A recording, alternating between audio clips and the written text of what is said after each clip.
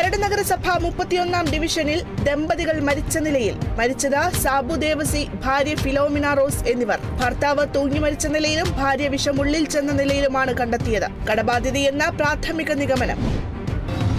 തൃശൂർ വലപ്പാട് ഹോട്ടലിൽ പാചകം ചെയ്യുന്നതിനിടെ പ്രഷർ കുക്കർ പൊട്ടിത്തെറിച്ച് 2 സ്ത്രീകൾക്ക് പരിക്ക്. പരിക്കേറ്റത് ഹോട്ടലിന്റെ നടത്തിപ്പുകാരായ എടമുട്ടം സ്വദേശികളായ സുനിത, സുമിത എന്നിവർക്ക്. വലപ്പാട് ഗ്രാമപഞ്ചായത്തിന് കീഴിൽ പ്രവർത്തിക്കുന്ന ജനകീയ ഹോട്ടലിലാണ് അപകടമുണ്ടായത്. കുടുംബശ്രീ പ്രവർത്തകർ നടത്തുന്ന ഹോട്ടലിൽ രാവിലെ 10:30-യോടെ പാചകം ചെയ്യുന്നതിനിടയിലാണ് പ്രഷർ കുക്കർ പൊട്ടിത്തെറിച്ചത്.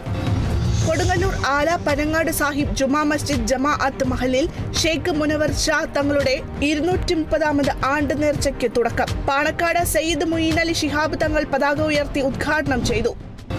വയനാടിന് കൈത്താങ്ങായി തൃശൂർ മണലൂർ സേവാഭാരതി തൃക്കുന്നത്ത് ക്ഷേത്ര പരിസരത്ത് ഉൽപ്പന്ന സംഭരണ കേന്ദ്രം ആരംഭിച്ചു. ദുരിതബാധിതർക്ക് ആവശ്യ സാധനങ്ങൾ ശേഖരിച്ച് വൈകിട്ട് വയനാട്ടിലെത്തിക്കും. സേവാ പ്രവർത്തനത്തിൽ നാട്ടുകാരും പ്രവർത്തകരും പങ്കാളിയായി. വയനാടിന് സഹായഹസ്തവുമായി Thrissur Peringottukara Nehru studies centre and cultural forum. വയനാടിനൊരു കൈത്താങ്ങ് കളക്ഷൻ സെന്റർ ആരംഭിച്ചു. Panchayat vice president OS Ashraf collection centre ഉദ്ഘാടനം ചെയ്തു. ആഗസ്റ്റ് 15 വരെയാണ് ആവശ്യ സാധനങ്ങൾ ശേഖരിക്കുന്നത്.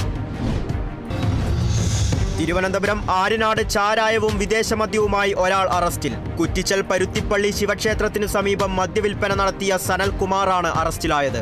5 ലിറ്റർ വാറ്റുചാരായവും 10 ലിറ്റർ വിദേശമദ്യവും ഇയാളിൽ നിന്നും കണ്ടെടുത്തു. തിരുവനന്തപുരം നെടുമങ്ങാട് ബൈക്ക് വൈദ്യുതി പോസ്റ്റിലിടിച്ച് യുവാവിന് ദാരുണാന്ത്യം. മരിച്ചത് കരകുളം സ്വദേശി ദേവനാരായണൻ. ദേവനാരായണനും സുഹൃത്തും സഞ്ചരിച്ച ബൈക്ക് റോഡിന് വശത്ത് നിർത്തിയിരുന്ന സ്കൂട്ടറിൽ തട്ടി നിയന്ത്രണം വിട്ട് സമീപത്തെ പോസ്റ്റിലിടിക്കുകയായിരുന്നു. ദേവനാരായണൻ സംഭവ സ്ഥലത്തു തന്നെ മരിച്ചു.